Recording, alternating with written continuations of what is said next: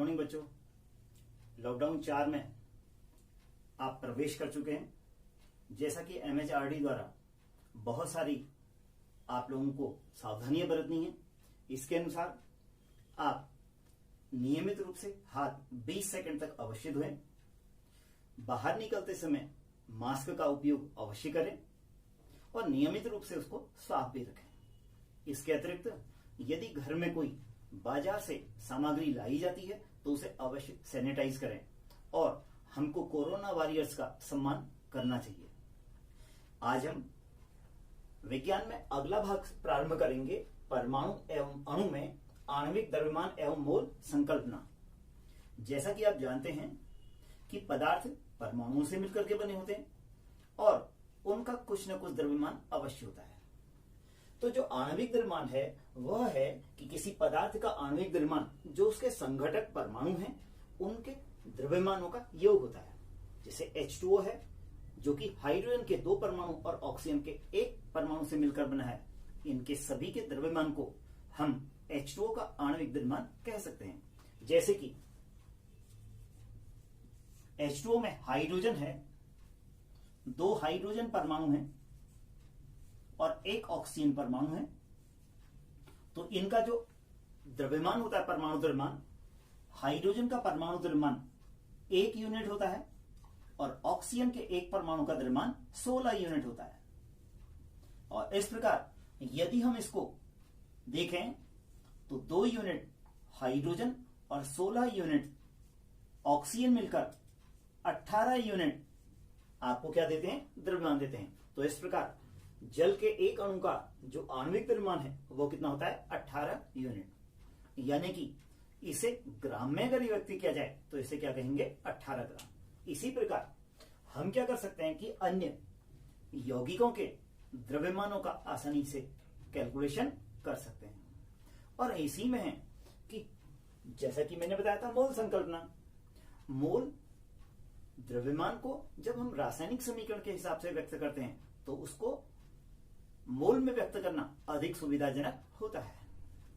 जो मोल हैं वो होते हैं कि किसी स्पीशीज यानी कि जो थी हमारे पास परमाणु, अणु, आयन या कण, जो भी उसके 1 मोल में मात्राओं की वह संख्या है जो ग्राम में उसके परमाणु के आणविक द्रव्यमान के बराबर होती है, उसे हम क्या कहते हैं? मोल। तो हम इसमें यदि कुछ और आगे को इसके उदाहरणों को देखें तो हम क्या कर सकते हैं? इसके आणविक द्रव्यमान ज्ञात करने के लिए हमको अपनी पाठ्य पुस्तक से उनके परमाणु द्रव्यमान को ज्ञात रखना पड़ेगा। जैसा कि मैंने H2O का आपको बताया था, इसी के बाद यदि हम कोई और उदाहरण ले लें, हमारे पास नाइट्रिक अम्ल होता है HNO3 जिसका रासायनिक सूत्र है। यह किससे बना है? हाइड्रोजन के 1, नाइट्रोजन के 1 और ऑक्सीजन के 3 परमाणु से मिलकर बना है। तो इस प्रकार यदि हम इसको विस्तृत रूप में लिखें तो हाइड्रोजन 1 परमाणु, नाइट्रोजन 1 परमाणु और ऑक्सीजन के 3 परमाणु, और यदि इनके द्रव्यमान को इसके आगे लिख दिया जाए, 1 यूनिट नाइट्रोजन के 1 परमाणु का 14 और 1 ऑक्सीजन का 16।